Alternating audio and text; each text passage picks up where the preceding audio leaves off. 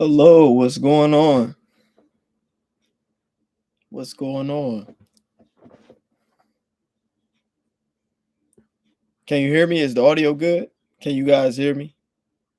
Give me a thumbs up or like the video if you can hear me. The audio is fine. How's everybody doing? Okay, good. I want to do a live Q&A for a little bit. Let you guys interact. Any questions, comments, concerns y'all may have, um, disagreements as well. Um,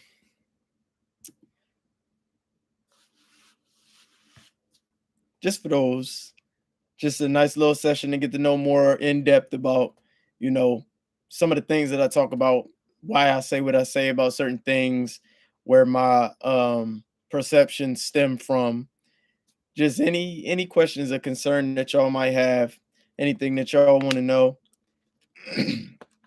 Throw out some controversial topics or issues that's going on currently that y'all want to know my thoughts on across the media.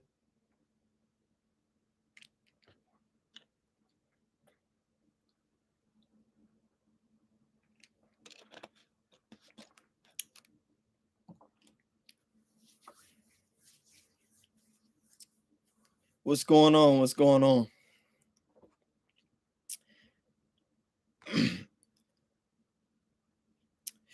What are my thoughts on men traveling abroad for femininity, financial stability, and respect? Um, my thoughts are if men can, if men want to make the choice to do whatever they see fit that they believe would optimize their opportunity at reproduction and mating success, then I'm all for it. That's a judgment call that a man makes this a case by case basis. It's an individualistic thing. I have no issue with it. If they can't find, you know, a sufficient woman here, they don't feel that they can, and they want to look elsewhere, depending on what they're looking for. I don't mind that.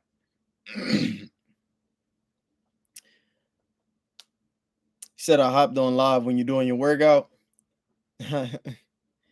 Well, I mean, it's something to listen to if we get enough interaction and engagement. I don't see why you couldn't enjoy listening to this while you're working out live. Me giving my thoughts on topics and everything like that. Hey, make sure y'all click the like button too.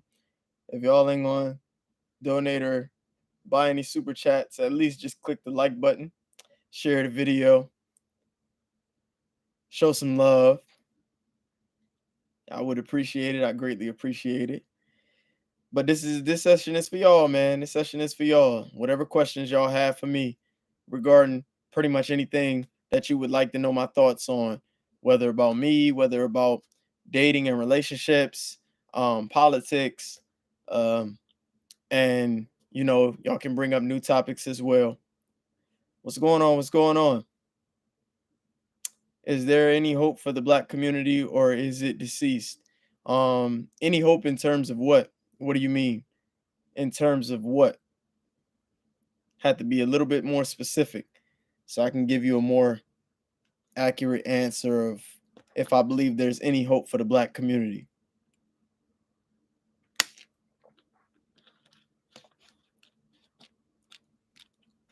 I appreciate that, Josh. I appreciate that.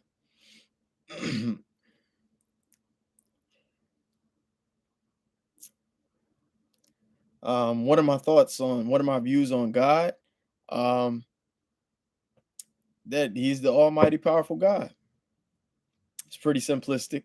I'm not super religious. I believe in God, but I'm not super religious and I don't utilize God often when I'm talking about the things that I'm talking about because science is here to explain those things from a quantifiable objective perspective as opposed to a moralistic perspective. So, you know, thank you for the super chat. Thank you. I appreciate that. I appreciate that.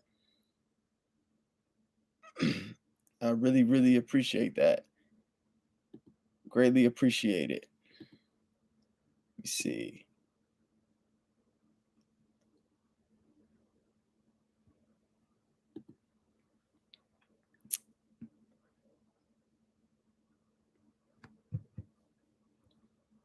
I have a question for you. How do you feel about heterosexual women taking advice on dating from homosexual men?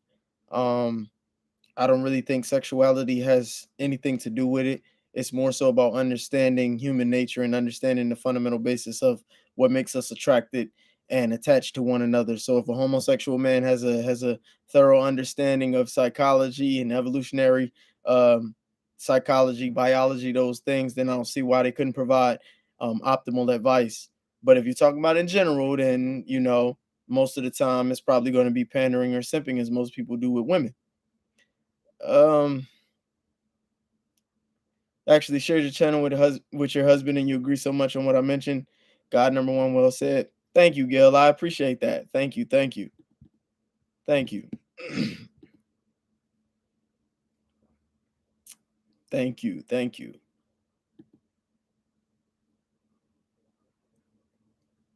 Robert Greene, Laws of Human Nature. Yes, indeed. Robert Greene is one of the most respected researchers in the field of psychology.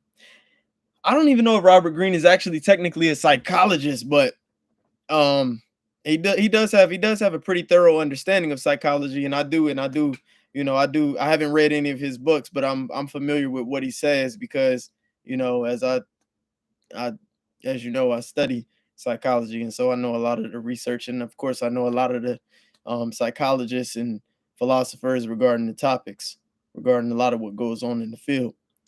Do I study Stoicism? Stoicism is one of the elements of the Q pill. That's one of them. That's one of the five pillars of what I preach about in the Q pill is exhibiting Stoicism.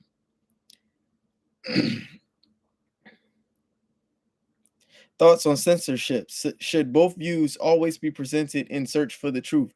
Yeah, absolutely, absolutely. Censorship is the worst thing that could happen to social media because um you don't want people thinking one way. You want to allow people to be able to express their thoughts.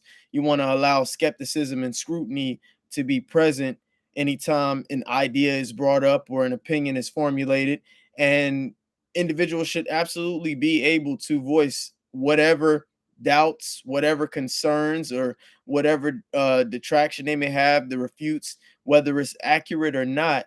You want to encourage open discourse. You want to encourage that. So censorship is just another way of trying to get everybody into an echo chamber, trying to get everybody to think the same way and believe the same things. And you can't have true diversity and true freedom, and that contradicts inclusivity if you're all about just trying to get everyone to mirror one another in terms of what they believe. So censorship is bad for everybody. It's bad for the ignorant people. It's bad for the intelligent people. It's just bad overall. Whether we agree with what people say or not, whether we're offended or triggered by what people say or not, people should still be able to give their opinion on whatever it is they want to give their opinion on if they have a platform to do so. I don't believe that that should be policed.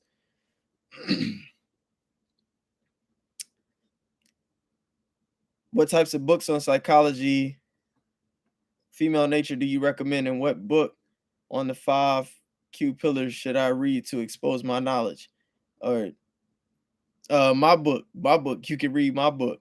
Um, my book is in the description box. The link to my book is in the description box below. If you want to read my book, I don't read a lot of books. A lot of my knowledge is already established from being in school and studying psychology, and a lot of it is my own formulation of the theories that I already know to be true or be accepted, and basically just me becoming a thought leader on my own and using my own high IQ and my own understanding of human nature to come up with my own constructs, my own theories, articulate and formulate ideas in my own sentences, basically put things in my own words. I just, off the top of my head, I would say Robert Greene, The 48 Laws of Power, God's Side, The Parasitic Mind, um, Jordan Peterson, 12 Rules of Life is always a good book. I haven't really read any of these books myself, but I've seen like what they talk about in totality and summation, and they're the type of books that you need to read in order to expose you to the realities of how the world works. Outside of my own book, of course. I'm gonna always throw my own book in there first because it is my book and it was the best newcomer on Amazon. So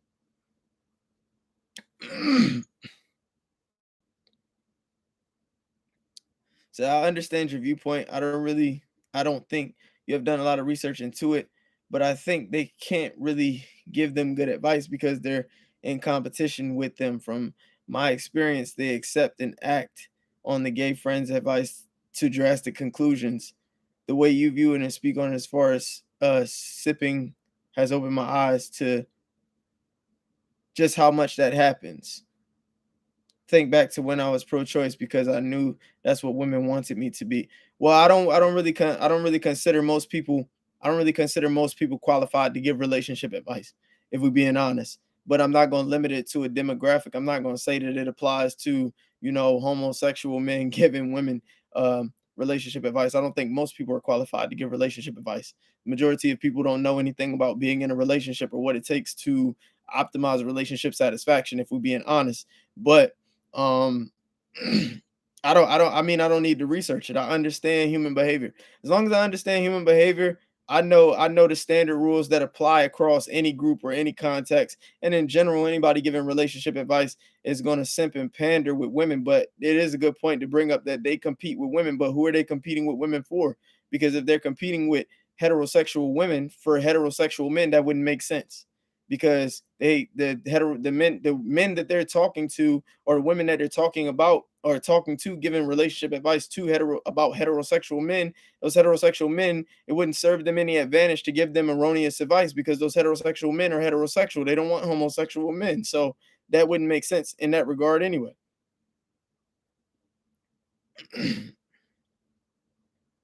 I don't really see competition is an insignificant factor because they're not competing for the same people.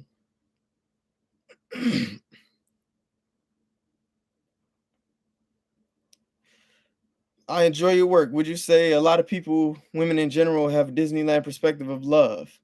Um, yeah, not it's not just women, but it's predominantly women. It's predominantly women because women have women have dating on a silver platter essentially.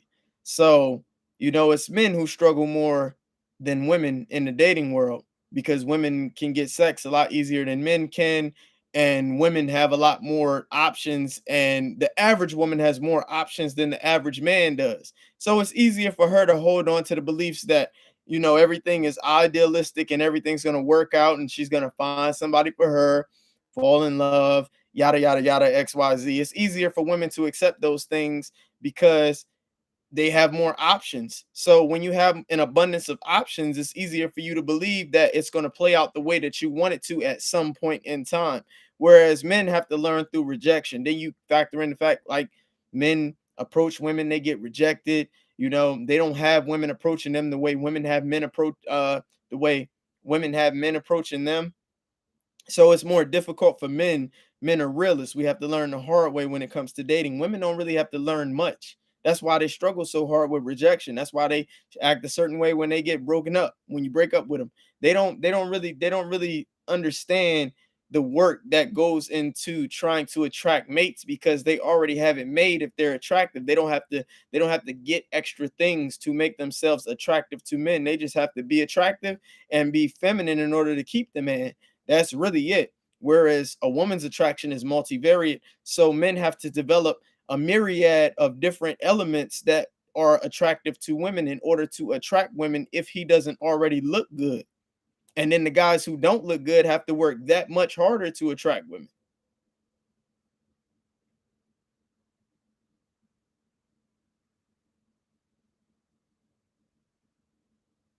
Say you're gonna start a red pill channel too. This the wave to get rich. I don't consider myself red pill. I consider myself a scientist. I'm a scientist. I'm not red pill. I don't agree with everything that the red pill says.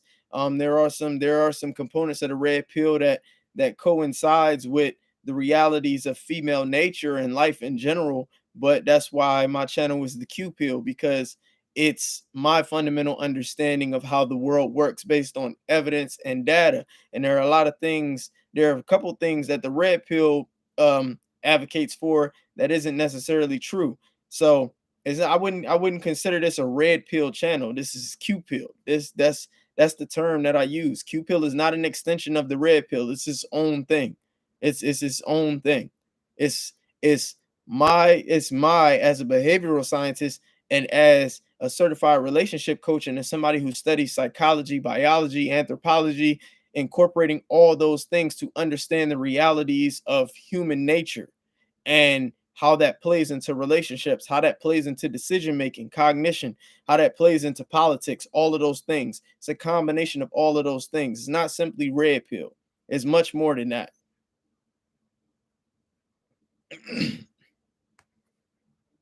Why are there so many black single mothers households? What's the origins?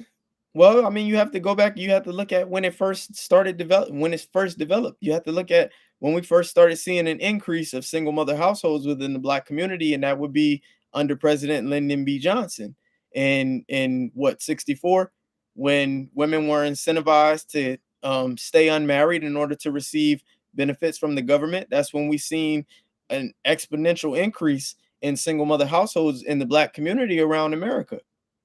That's so you could say that was the catalyst.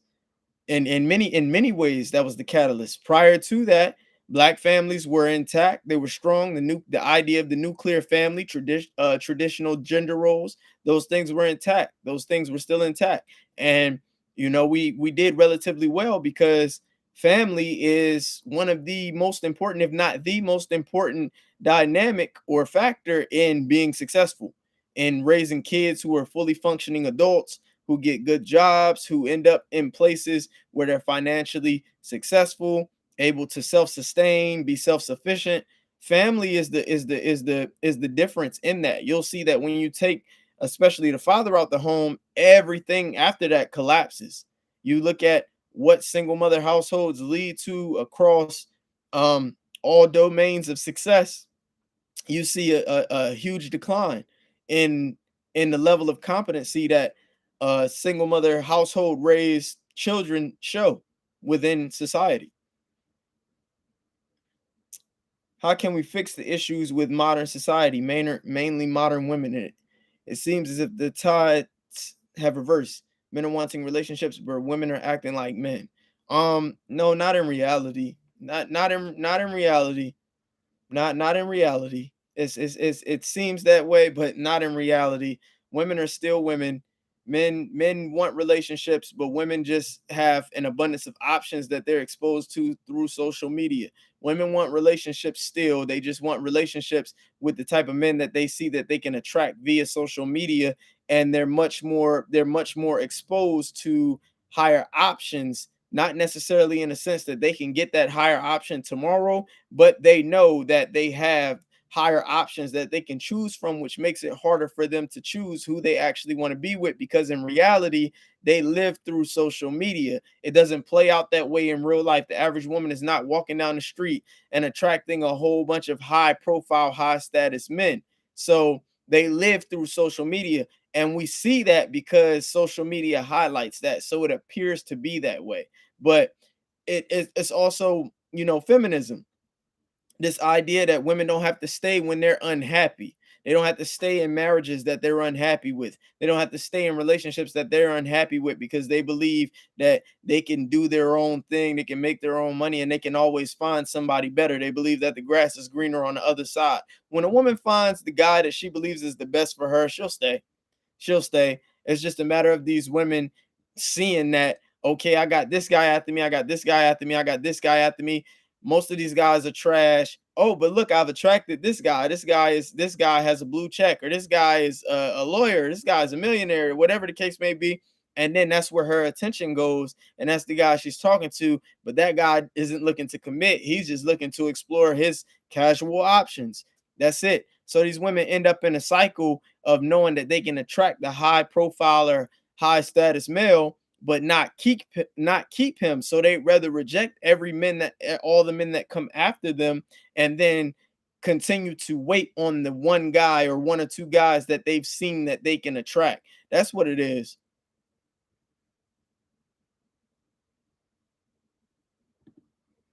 This is the best advice in the world, is to avoid ratchet women and date a man who date a female who has married parents. Yes, I would say that is optimal advice. We hear black women are on the front lines fighting for black men, and black men don't step in and lead. Is there truth to this? Fighting when you I'll tell you if there's truth to it. When you find me the front lines that they're fighting for, and in general, because every day I walk out my door, I don't see black women fighting for shit. If anything, they fighting each other. When I walk out my door, I don't see black women on the front lines fighting anywhere for anything. Most of the time, I see people living their everyday lives doing whatever it is that they do. I don't see anybody fighting any battles.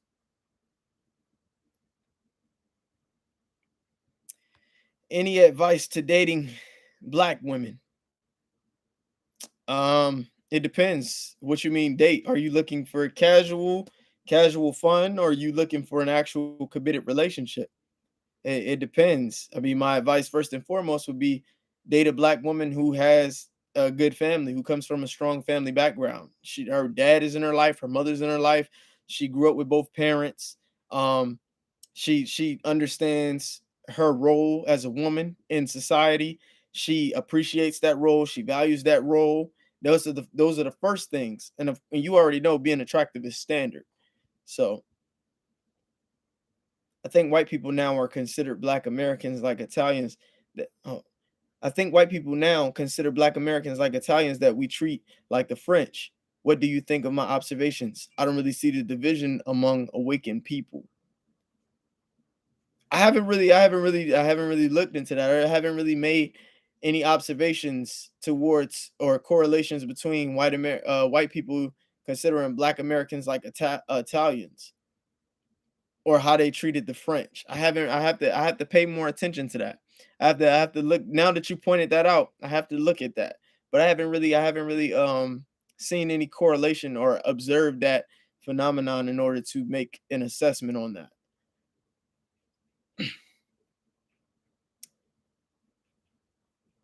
It's a lot of money that goes into the destruction of the black family. I believe it was 1930 when they made a law saying black women had to work.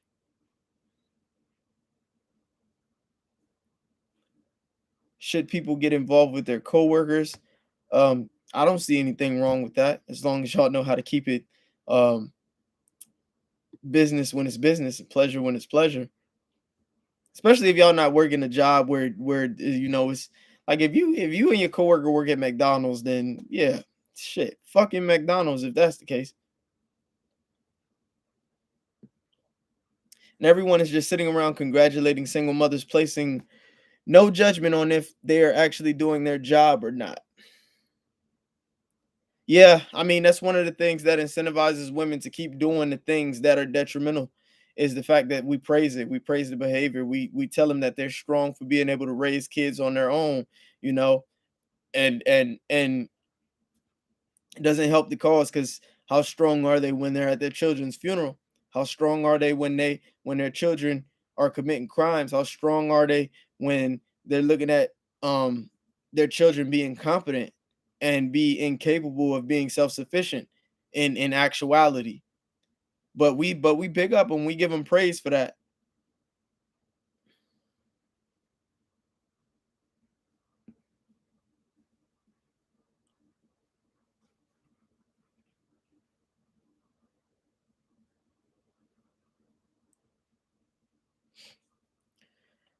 Is it a losing game for the average man? What do you mean, Calvin? Are you referring to dating? Is dating nowadays a losing game for the average man? Is that what you're asking? I'll wait on you to answer that before I answer the question. Um, I think we do need our own communities and people that control their housing, grocery, schools, banks, and distribution methods. Yeah, but who gonna create them? Who's gonna create them? If we're being honest, that's not happening in Black America. That's not happening in Black America. If we being honest, that's just not happening. Yeah, we could say we do need that, but that's not happening in Black America. What's up with your ranking as far as higher options? Higher options says who women want, whatever women want. Wait, higher option says who women want, whatever women want, what women want, and men do everything based on what women want. I don't understand that question. What you mean, what's up with the ranking as far as higher options?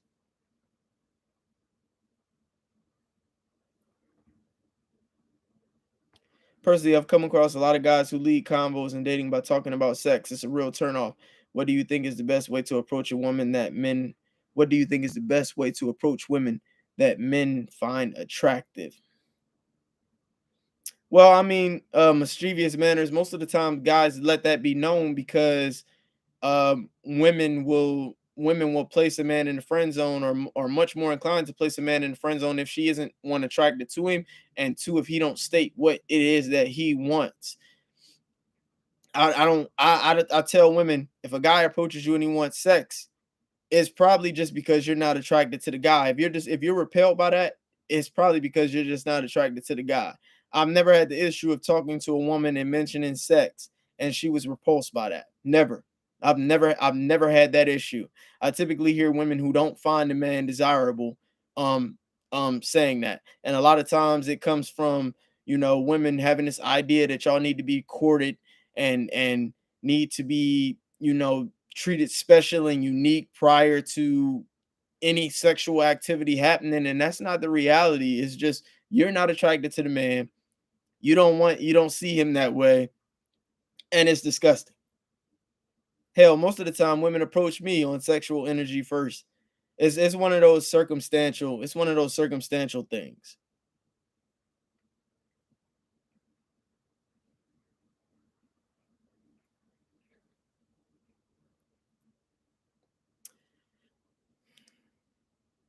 Men logic, women emotion. When emotion leads, everyone loses. When logic leads, everyone wins. When women follow men, therefore everyone wins. That's right. That's right, Nate. That's right, Nate Johnson. I appreciate the super chat. Thank you, brother. I appreciate that. But that is indeed correct. Men equal logic, women equal emotion.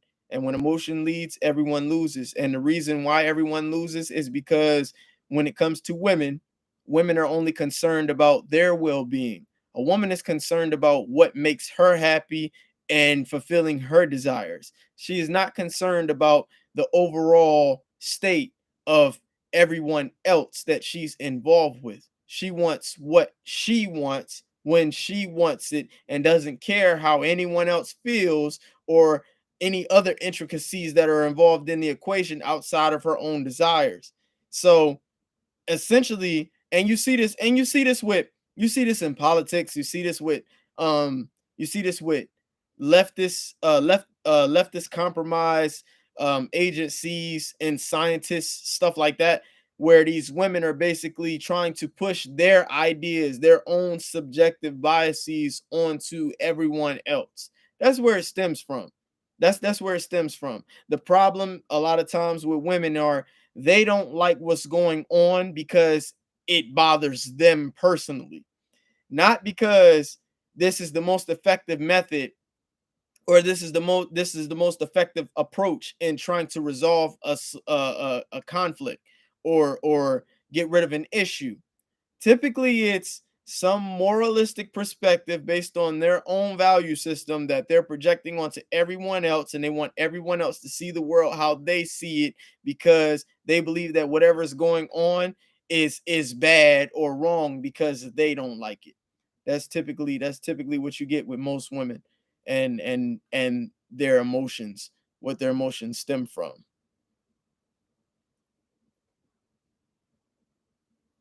Particularly, okay, back to Calvin, particularly in relationships, in reference to what you said about women having options in social media.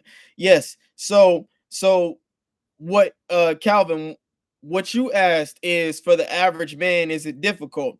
And I will say it depends on what type of woman you're trying to date.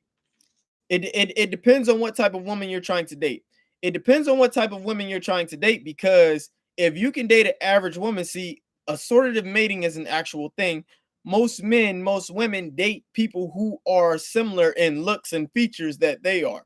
If you're an average man and you're trying to get an 8, 9, or 10, yeah, it's pretty much hopeless. If you're an average man making average income, you look average, you think average, you have an average IQ, you have everything about you is average, just across the board, across domains. then yeah, it's damn near impossible that you're going to be meeting your dating goals if your dating goals is to attract an 8, 9, or 10. Those women are going to gravitate towards the men who are higher status, who have more money, who are better looking, physically taller, XYZ. So in that regard it is. But in terms of reality overall as a man, if you can accept the fact that you're average and and you want an average woman, then I say the odds are relatively it's 50-50 at that point. The odds you like the odds a lot more if you're an average guy and you're like, you know what, I can deal with an average woman. I'm an average guy. I'm not looking for some big fancy life or to attract some Beyonce or Christina Milian or whatever the case may be. Then you fare much better. You fare much better.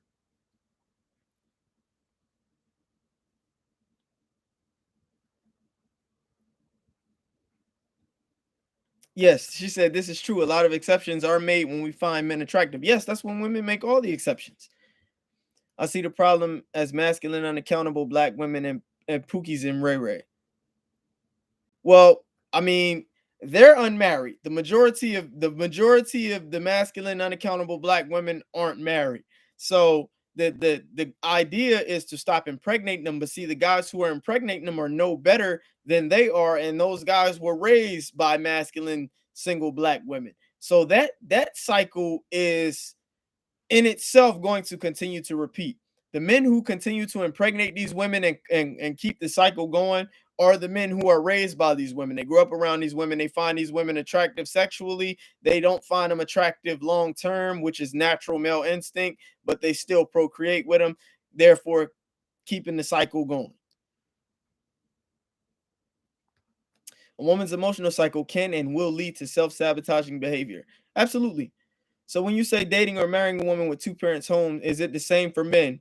It's the same for men because men who come from single parent households are men who have behavioral problems. Those are men who are more likely to rape. Those are men who are more likely to end up in prison, more likely to end up dead. Those are men who are more likely to not understand, not lack financial literacy, not be irresponsible, not understand the acts of being dutiful and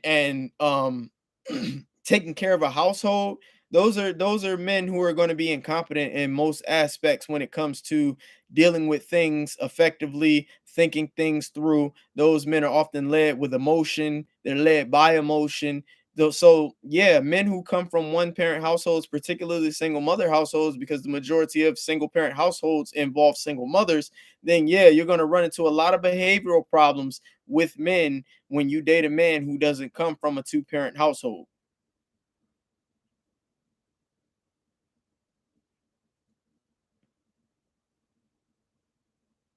Q, when are you going on the Fresh and Fit podcast, bro? Your channel will really take off if you go on there. Whenever Myron reaches back out to me about going on, um, whenever they reach back out to me about going on. Yeah, Gail, let me make you a moderator. Let me make you a moderator, Gail. Cause you donated. You sent me the super chat. I appreciate it. Who else gave me my first super chats? Cause I really appreciated that. Or did no, Gail, did you not give me a moderator? Natalia gave me a moderator. Natalia, you want to be a moderator? I can make Natalia a moderator as well.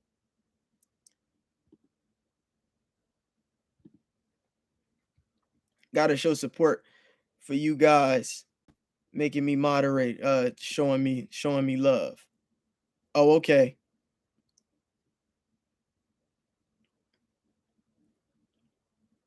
Well, I'm definitely gonna put you guys who show love. I can use a couple moderators.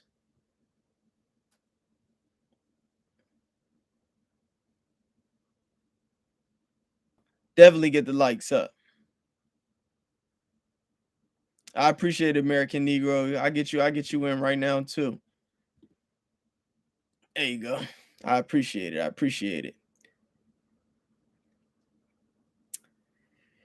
Can I define what's attractive to women? in terms of what women find attractive regarding men, um, is that what you're asking me? Mischievous manners. What's attractive to women in men? What's going on, Jarrell?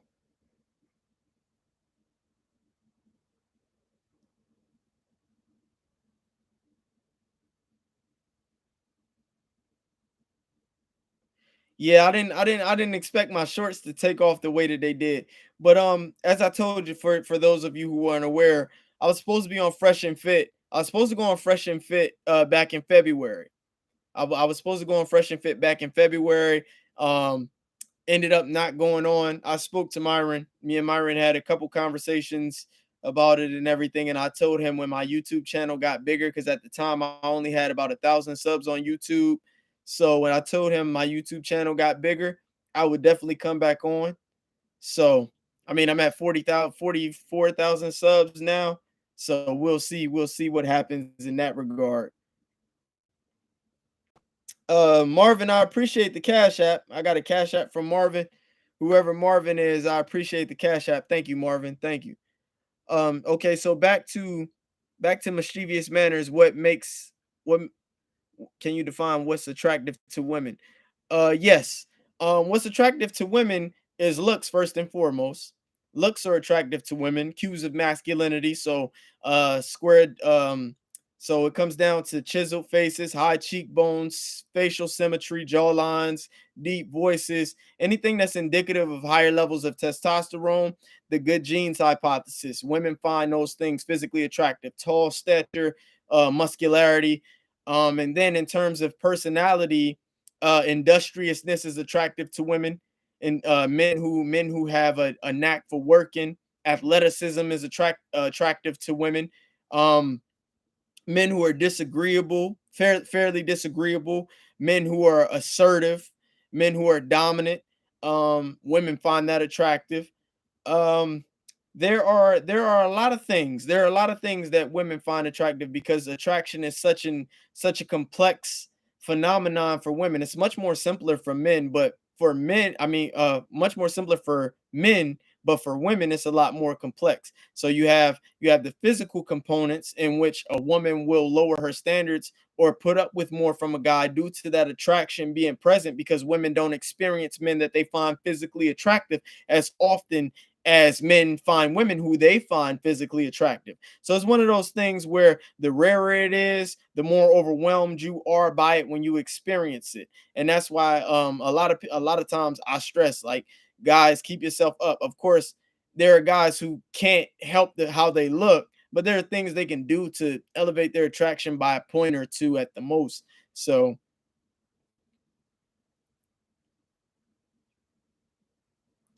yeah, yeah. No, the likes is good. I mean, I've only got 32 people watching, and this is only my second time live on YouTube. So so for me, this is big. That means a lot to me, to have that many. I didn't even think I would have that many people watching. So I do appreciate everyone that's tuned in. You know, how do I keep my frame? Calisthenics. Calisthenics every now and then. Calisthenics every once in a while is how I typically keep my frame. I don't do a lot of heavy lifting, although I can lift pretty much. I can lift a lot. I mean, I'm only what 160, and I can max out at about 275 on the bench press, and then of course squatting about 400 and deadlifting about 500. So I'm very, very powerful for my size. Um,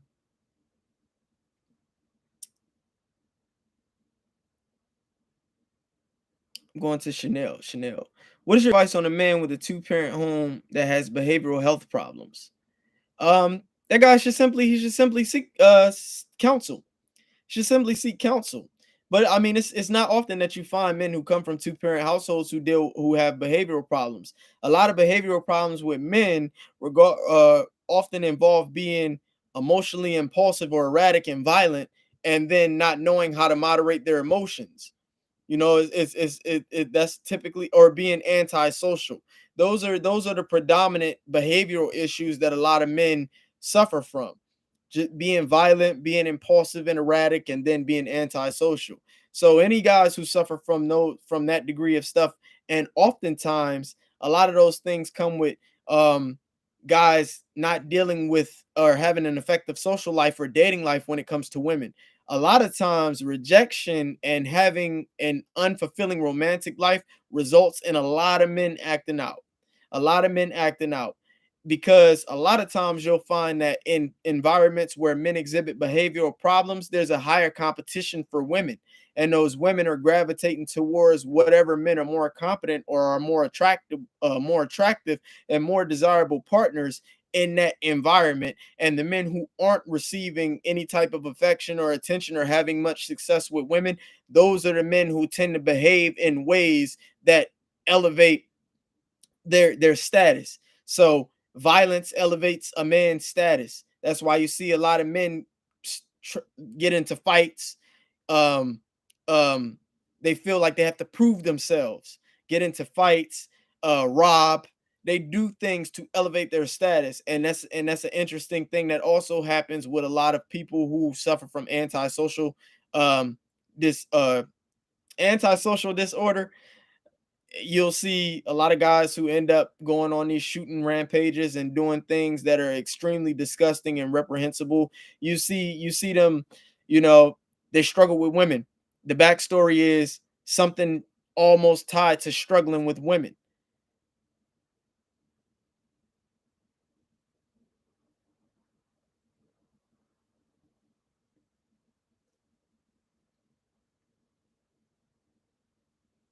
No doubt, no doubt, no doubt.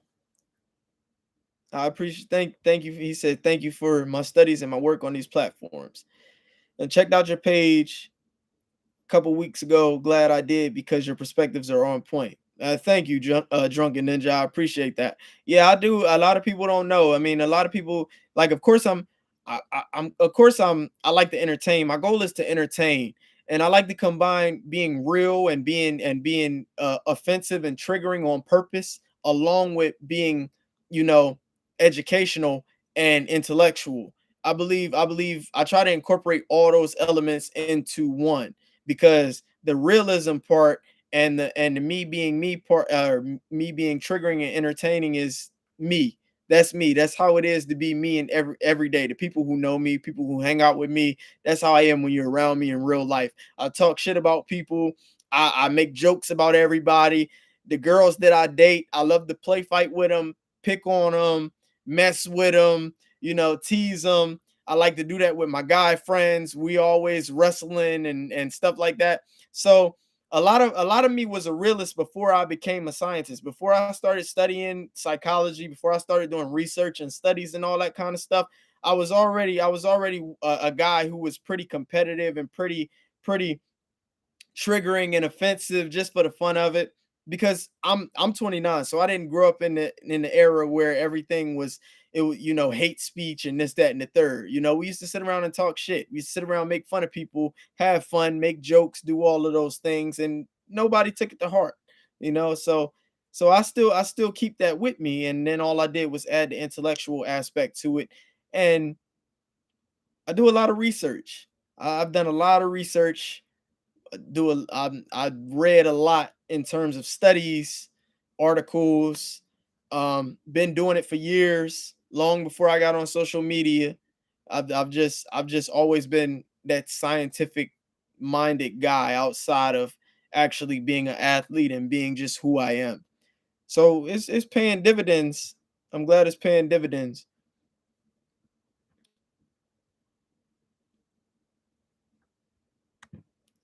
Pay attention. You heard me say before, pay attention to their lineage. When did I say that, Chanel? I probably did. I just don't remember. I just don't remember me saying that. Anyone have any more questions?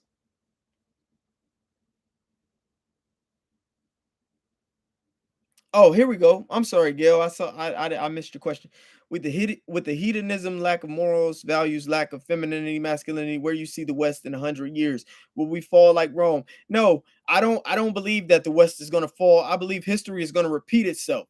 I believe history is gonna repeat itself with the West. And what I mean by that is I believe that everything that's going on that we what let's say what we highlight in the media is not a reflection of the way people truly feel behind closed doors. So what's going to happen is, if there isn't another civil war between the left and the right, what's going to happen is people are going to continue to speak out and speak up about what it is that we dislike about the way people are doing things. We're going to get Biden out of office. We're going to hire we're going to the next president is going to be a Republican or independent, and it's going to be somebody who pushes the opposite of the things that we've been experiencing for the past couple years. So the whole idea of hate speech is going to be there's going to be pushback against the idea of hate speech. There's going to be things to combat censorship. There's going to be things that just naturally combat what people are sick of dealing with in terms of making America softer. I believe that America is gonna regress back into, well, I don't want to say regress because it's not necessarily a negative thing, but I believe America is gonna revert. We're gonna revert back into masculine elements, feminine elements. We're gonna separate. We're gonna end up separating those things. There's gonna be more polarization. That's what I think is personally gonna happen. I think ultimately that's what's gonna happen. It's just gonna be a repeat of history. May look a little different because of social media now, but ultimately it's going to be a repeat of history. And also, you got to think about it. You got to get really surgical. Look at the abortion rates. Look at the women who believe in certain things. Look at the lack of reproduction they're having. Meanwhile, traditional people who value traditional things will still be reproducing. They'll still be pushing their ideals. They'll still be pushing certain things, and it will continue to cycle. So eventually, if you think about it, the way feminism is going to die off by the fact that those ideas won't be replicated or reproduced alone. If you think about it in that sense, and I think it's reasonable to think about that. It's just a theory of mine. I'm not saying this will actually happen, but it's just a theory of mine. Feminism is going to kill itself off. That's personally my personal theory. I just believe that feminism is going to kill itself off.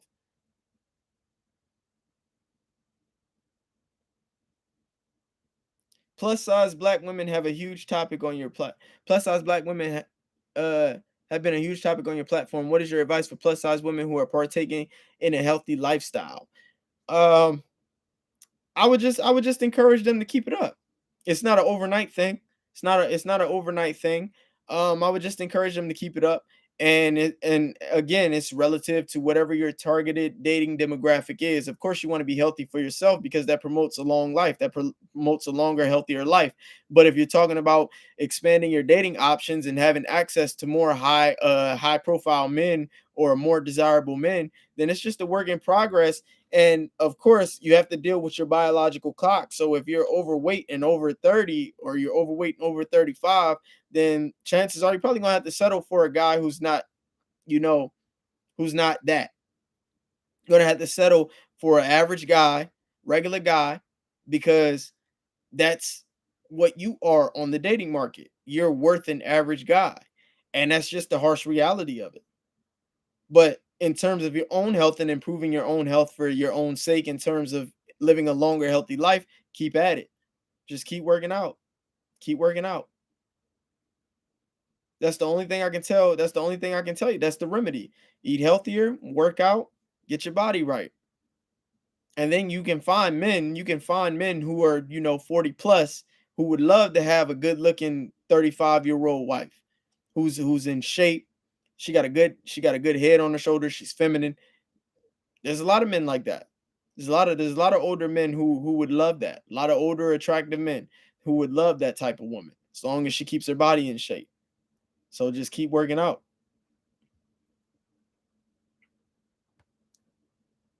What advice do you have for women on the dating market that have too many options? Um, the advice I have for women on the dating market who have too many options is to pick the best option. That's the whole goal. Women who have too many options, and you know what? I'll always say this: they aren't options. If you're not considering choosing them, they aren't options. If you thought they were good enough for if a woman thinks a man is good enough to have sex with and be with, she's gonna do it. So if she hasn't, it means she thinks better is coming. It means she's waiting on better or what she perceives to be better. So if she isn't considering that, and by consideration meaning you haven't actually got with this guy, you haven't slept with this guy or slept with any of these options, then at this point they aren't options. They only become options because they're a backup plan. Options to a woman means a backup plan. That means the guy that I want or the men that I think I should have or I'm deserving of, I'm going to wait to see if I can attract those guys and get with those guys. Then, if not, I have no choice but to fall back on the quote unquote options that I have, which is really the men that I didn't want to begin with. Because if I did, I would be one of those men instead of trying to wait on a better man to come along. What are my thoughts on the criticism of Kevin Samuels for body shaming, questioning their age, and not reaching the stars as far as high value men are concerned, etc.? I don't have no criticism of that. He was speaking he in regards to that, he was speaking the truth.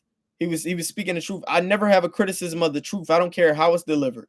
I don't care how the truth is delivered. I have no criticism of somebody telling you the harsh reality, because if someone doesn't tell you the harsh reality, reality is going to teach you the harsh reality, and reality's way of doing it is going to be a lot more harsh than someone who's telling you before reality gets a chance to teach you. So I have no issue with that. I have no issue with him telling women that they were too big, comparing them to running backs and whatever the case he did. That's for entertainment, of course. I have no issue with that. Absolutely none. Zero criticism. Exactly. Reality will teach you when it's too late. And you know who's going to be the hardest on himself about it? The individual experiencing it. I just had a conversation. Um, the girl that I date, she just texted me today saying she's at work, and she's a physical therapist assistant. She's at work, and she was telling me that there's an 80-year-old woman that comes in there, and the 80-year-old woman has been single, and she said it's the worst thing ever. She said she can't believe that she's 80 and single, and she wish she would have made different decisions with in regards with her dating life, not giving men a chance, not taking advantage of opportunities to have men, have a husband. She doesn't have any kids. She just was saying it's the worst thing ever. And that's going to be a lot of women.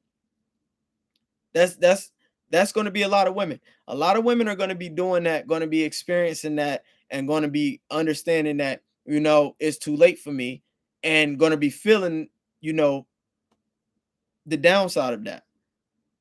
And that's the and by the time they're 80 and they realize that, of course, most women will realize that long before 80, but when they realize that, that's going to be a lot harsher than anything Kevin Samuels ever said.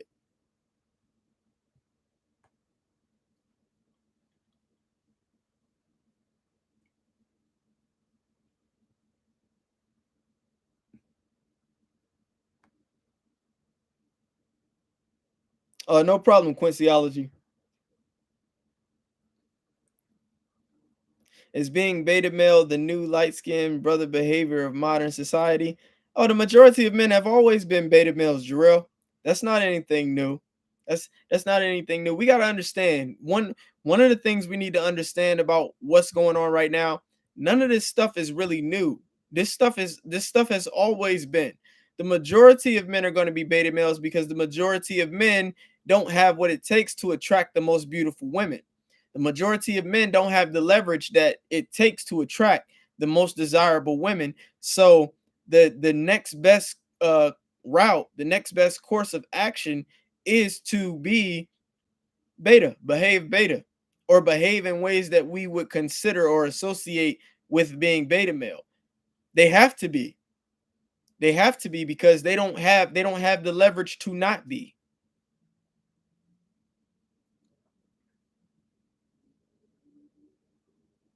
Yeah, they don't have the leverage not to be.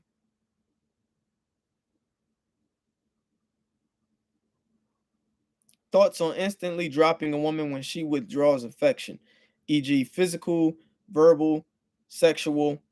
Oh, I'm all for that. I'm all for that. I'm all for that because that is the hallmark of when a woman is emotionally invested in you. So when she withdraws that, something's off. There's something's off. I've had, you know, arguments with women, heated arguments with women, and then we're fucking 10 minutes later. Hell, 5 minutes later. You know, I've had heated arguments with women, and I go about my business, and she comes to me and wants to show me affection and wants to apologize to me. I've been there. And I've also been on the opposite end of the spectrum where I've done nothing wrong, and the attraction, for whatever reason, once or twice. I don't experience it often, but the attraction for whatever reason has mitigated, it's declined, it's subsided. And then you wonder, well, what is it that you're doing wrong? And these was my earlier stages of dating when I was still kind of simping and still trying to be the R&B type guy for girls. I'm talking about my early 20s, like 2021. That's when I realized, when a woman is attracted to you, when a woman is emotionally invested in you, that emotional investment is law. That emotional investment and attraction she has for you is law. Nothing comes before that emotional attraction, attachment, and investment that she has in you. You could be the worst guy in the world by anyone else's standards. If she's attracted to you and she's attached to you, she's emotionally invested in you, one thing she's going to do is still show you affection. She's going to still want affection from you, want attention from you, want validation, and she's still going to give you that regardless. So when a woman withdraws that, that is a huge red flag that something is wrong. And if you aren't going to ask her what's wrong, or you notice that it was abrupt, then it's probably another guy, or for some reason you can look at what may have transpired with you and her in the past, whatever time period that you started to see the change in the behavior. You can almost come to the conclusion that something has happened to where her attraction for you has changed. And I say that's just understanding, you know, her behavior, and that it's time to get out because she's probably emotionally checked out or checking out. What is the aim, goal, mission of your channel over the next year? If you could achieve just one objective with the Q pill, what would it be? Um, to it's about influence. It's about influence. If I could change a million minds, then I believe if I could change a million minds, if I had the ability to change a million minds within 1 year, that would be the number one objective, to be influential and to help people understand that the world can never be what they idealistically want it to be, and that they have to understand how the world works. And instead of complaining about the things that aren't in their favor, they need to do certain things, such as be more objective, introspect, hold themselves accountable, understand their own thought patterns, and be more stoic, which is what the Q pill is all about, and apply those things in order to optimize their outcomes or their life success, whatever that may be, whatever their goals are. They have to understand that the world is not going to acquiesce to whatever they believe should be. They have to adapt to the world. That's what the Q pill is all about. So if I could just change, if I could not even change, if I could just enlighten a million minds to the point where they're like, oh, I never thought about that.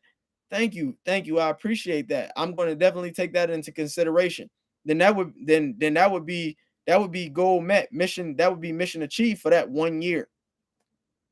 And of course, it doesn't hurt to make money doing it. Of course, it doesn't hurt to make money doing it. So I definitely just want to be one of the most influential minds of my generation, and hopefully that pays off financially, and that pays off for other people as well in terms of helping them achieve better in their life.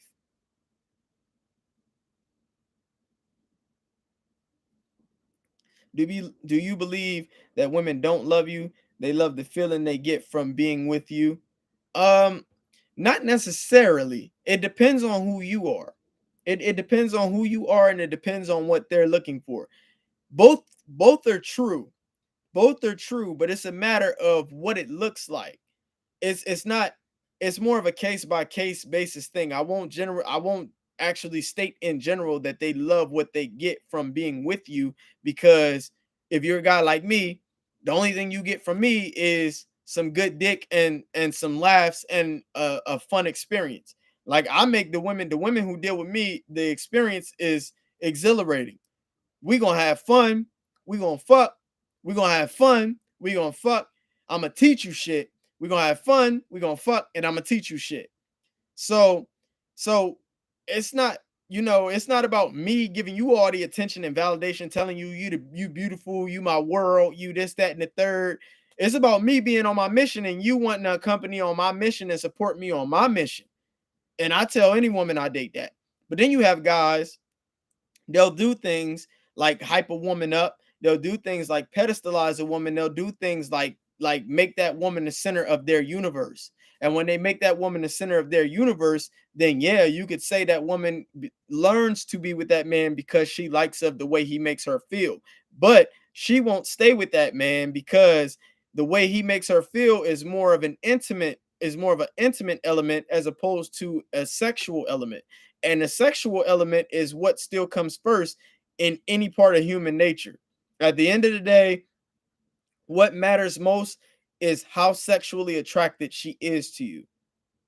That's what matters the most. As long as we have a sex drive and she's not in menopause, all that matters is how sexually attracted she is to you. That will always come first with men and women.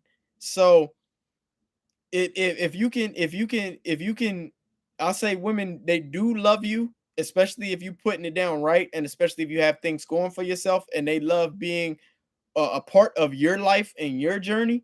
But if you're that guy who puts them on a pedestal and you make shit difficult, and I mean, not make shit difficult, but you constantly reaffirm them, validate them, and you're just acting like they're the prize, and you're so caught up in them because that's the most beautiful woman you've ever had, or you don't have any options, then it could be that, just for the time being, though it doesn't last. most of the time Most of the time when a woman is with a guy, it's typically because she loves that guy. She loves that guy. Can't never forget, they run off emotion. They run off emotion. And and and I don't even think they understand the feeling that they necessarily get from being with you, unless you just a roller coaster ride. Which is why they love the toxic guys, because they love the toxic guys, but the toxic guys has the sexual attraction aspect and the chemistry aspect, which is really what it is.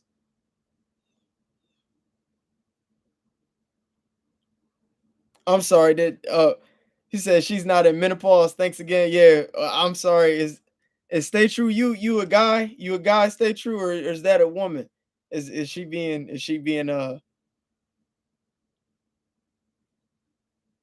no food? Yeah, food is part of the fun. Food is pleasure. We all love food. Food is part of the fun. We can't go nowhere or do anything without having some food.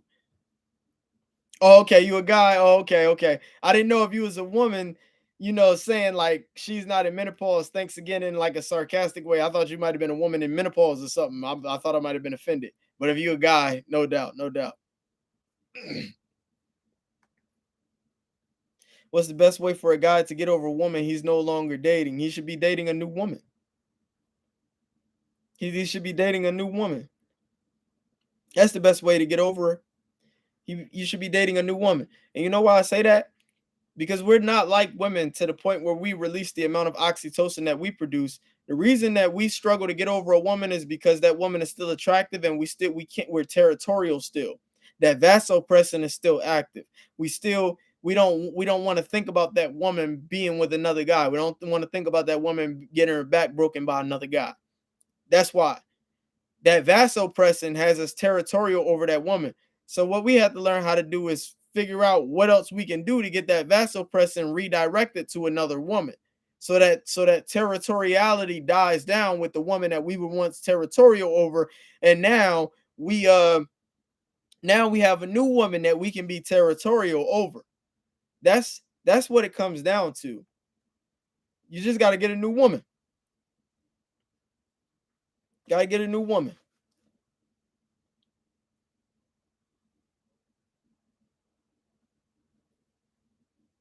Actually heading to the gym as I speak. But have a good workout, bro. Be safe out there.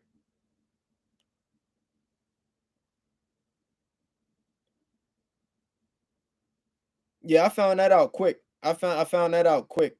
Get a new woman.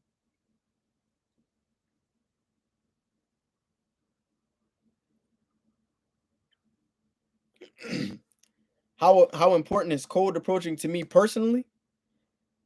To me personally, um, I mean, I don't have an issue with it. It works for me. It works for me, but I'm one of those guys. I'm one of those guys where women approach me a lot. I get approached a lot. I'm sitting in Chick-fil-A. I'm sitting in Chick-fil-A and I'm at the table and a girl walks up to me and taps her hands on the table and then asks me what's my deal?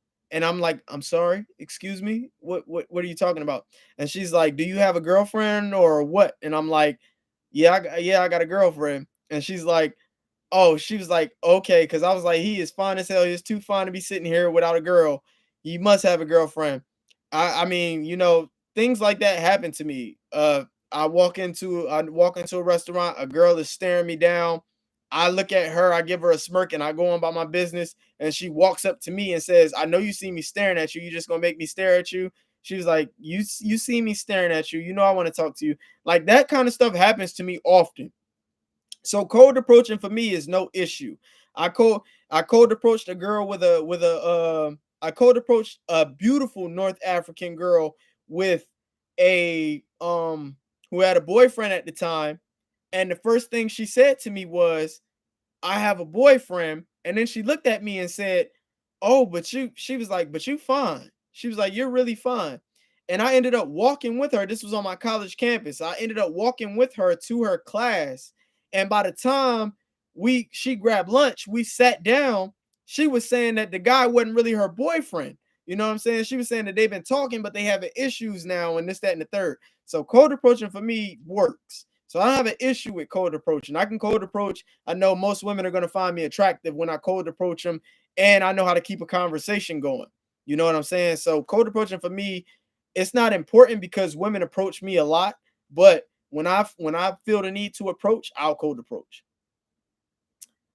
The Trooper. I watch your short videos religiously. I appreciate your content and how you articulate and expand your vocabulary. Finally get to watch it live. I appreciate that, man. And thank you for the super chat, man. I really appreciate that. I'm glad you enjoy my content. That's what I live for. That's what I live for. What do you think about guys that want their girls to do OnlyFans and are okay with her being with other guys? I think those guys are lost. I think those guys are lost, and I think those guys recognize that they're lost and they realize that they have no value, and they understand that that's the best that they can do. And more power to them. More power to them. But they're lost. I don't think their brains are functioning the way that they should. How thorough is your vetting process with women? Oh, I'm difficult. I'm difficult. I'm extremely tough on the women that I deal with. My vetting process is really extensive because and I say this is one of the reasons why being knowing psychology is so difficult for me because it easily plays into my dating life and I pick up on red flags. I pick up on things that women do and I know why they doing it. So it's like a cheat code, but in a sense, it's sometimes you wish you didn't know. You wish you could just learn the hard way instead of knowing up front why she's doing what she's doing or what it is that she's doing. So my vetting process is really extensive. A woman, I have a I have a I have a I have a one no show policy. So if you stand me up, if we're supposed to go out and you stand me up, I go on to the next because I have a lot of options. So a woman only gets to stand me up one time before I'm on to the next if we haven't been out. If we haven't been out. So if I ask a woman out, we've been out more than 3 times and she stands me up, I can deal with that. But if we haven't been out and you stand me up, you're cut. You're cut. Simply. If if you raise your voice, you call me out of my name, you become disrespectful, you're cut. Now, if I really like you I'll tell you that I can't commit to you, but I'll continue to see you and hang out with you whenever the time is convenient. Most of the time, a lot of women still opt to do that. They still opt to do that because they believe that they can change my mind. But I'm really difficult. If I tell you I no longer have any desire to form anything long term with you in terms of monogamous commitment and you being my girlfriend, I stand on that. I stay by that, and that will be your role. You will be fun and company whenever it's convenient. You will be casual companionship when it's convenient, and that's it. And a lot of women they try to change my mind when it comes to that. But my vetting process is vigorous. It's vigorous because I don't tolerate much of anything because I have too many women who trying to get with me that I like to give chances to. So if you fuck up your chance, I'm moving on to the next.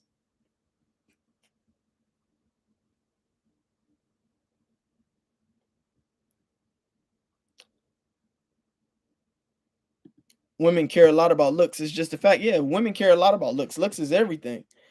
What circumstances do women return to women once they dated? Each party stopped communication but parted on good terms. When she looks good, when she looks good, that's when she looks good. That's when men return.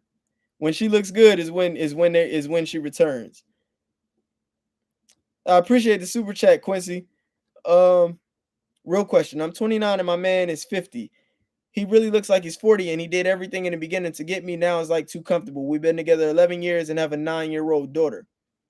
I think I think he's just not into the whole sexual thing anymore and is more serious now. I don't know. It could be he's just not as attracted to you as he once was. It could be he's just not as attracted to you as he once was. I think that's something that he should be open and upfront about. Y'all should be able to talk about it. You should ask him that. Am I a psychologist? Yes, in a sense of yes, I study I work in the field, but I'm not a licensed psychologist. I don't have a PhD, but I work in the field and I'm a member of the American Psychological Association or Association of Psychological Sciences, not the APA, but the A the oh my God, I always get them confused. The Association of Psychological Sciences, the APS, not the APA. The APA is the American Psychological Association. The next one after that is the Association of Psychological Sciences. I am a member of the Association of Psychological Sciences. I always get tongue tied on the APA versus the APS. Last question. How do you regain control if married for 25 years and was that R&B cat that you talked about earlier? In other words, you was someone's beta versus alpha early on. I appreciate you. Oh, you gotta figure out if that actually works. See, you can be that if the woman is still attracted to you regardless. But when she starts to step on you and think you're a pushover, you have to stop. You have to get out of that mindset. You have to get out of that mindset because now your woman is losing respect for you and you have to regain your masculine frame if it's still savageable.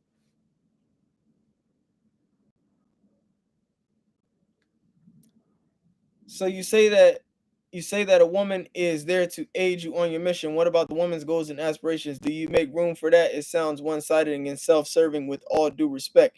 Well, I mean, at the end of the day, I'm going to be the one who's supporting us. I'm going to be the one who's supporting us. I have no issue with a woman wanting to do what she wants to do, but I come first.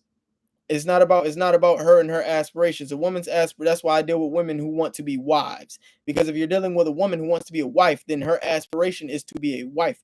Her aspiration is to not go out and chase her dreams and be a strong, independent woman. She wants to be a wife, which means she wants to be a part of my journey. So um it's one-sided and self-serving, yes, because I'm the one who's conquering the world. She's not. I'm the one who's trying to conquer my domains. She's not. Um why are single mothers up and down, Jekyll and Hyde, with their personalities when it comes to a guy trying to date them? Why are they up and down, Jekyll and Hyde, with their person? I mean, a part of me is just thinking you just saying why are single mothers just women, but can you be Edward, can you be more specific? Can you give me an example of what that would actually look like? Living a life of abundance is the only way. Yes, indeed. I like a guy who knows how to vet women, shows he could be a leader for me in the relationship as well. Oh yeah, I gotta vet. I gotta vet because I can't be with a woman who's gonna slash my tires. I can't be with a woman who's gonna be difficult to raise a kid with, or who's gonna raise my kids with a faulty mindset. So I can't be with a woman who does those things. I refuse to make that mistake. I tell you, when it comes to that, I'll tell you what real dick discipline is. Dick discipline is not turning down sex. Dick discipline is wrapping it up when you have sex. That's really dick discipline. A lot of people like to talk about dick discipline. Men are going to have sex. Can you discipline enough yourself to wrap that shit up? I practice dick discipline in that regard to the fullest. To the fullest. And sometimes it's so difficult, but in order to keep from being tied up to a woman that I know I'm not going to work with, or I know we're going to have problems with, and I know I can't get serious with, wrap that shit up, no matter how much it hurts. Look, I got right here, and she's at work, but so we don't run into any issues, and this motherfucker damn near empty, like damn near. So we don't run into any issues. Dick discipline is wrapping that shit up, making sure you wrap that shit up. That's real dick discipline. I'm gonna have sex. Most men who find women, who women find attractive, they're gonna have sex. I ain't nobody gonna ever stop me from having sex, but I'm always keep condoms. I'm always keep condoms, and sometimes it hurts. Some sometimes it hurts. What if she's allergic to latex, bro? Did you not just see what I held up? My shorty's allergic to latex. Skin, no latex, no latex. Get some skin. Skin brand works.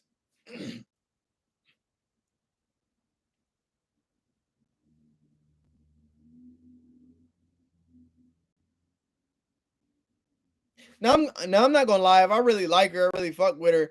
I know women's menstrual cycles too. Like if you in your little phase, and I know you done ovulated, and I know your period is about to come, then I might get a nut or two off, and yeah, I might. If I know when a woman ovulates, and I know when she's in her little phase, and I know how long her cycle is, then I time it.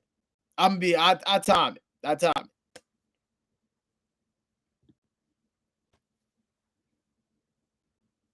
You said dick discipline. Wrap that shit up, man. I hear you on that.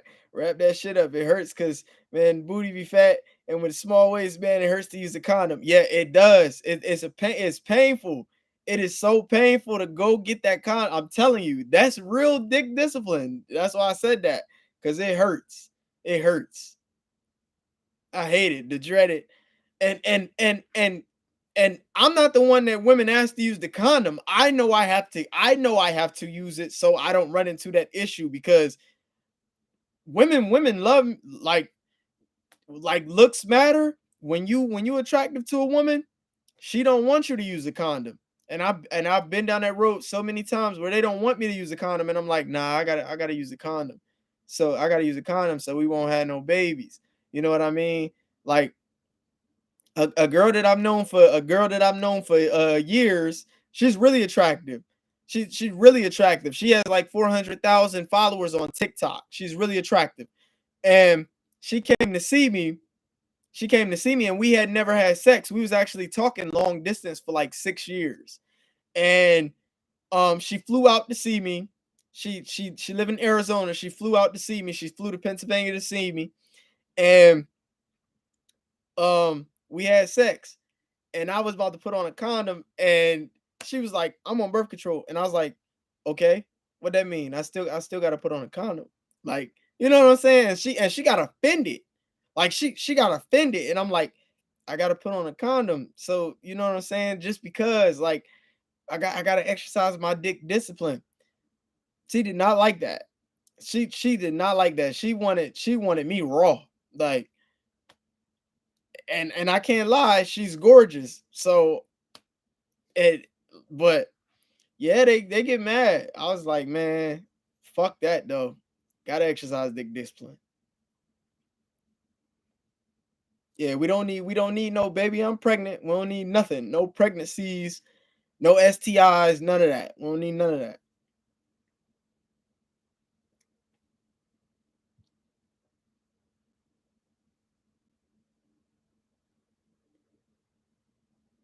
She said, "Good on me."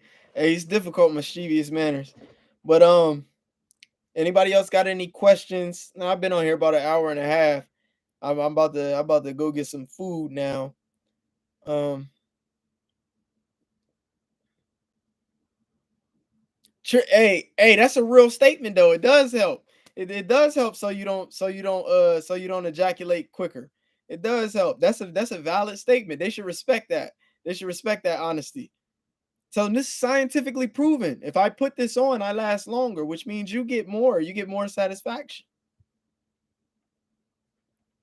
That's 100.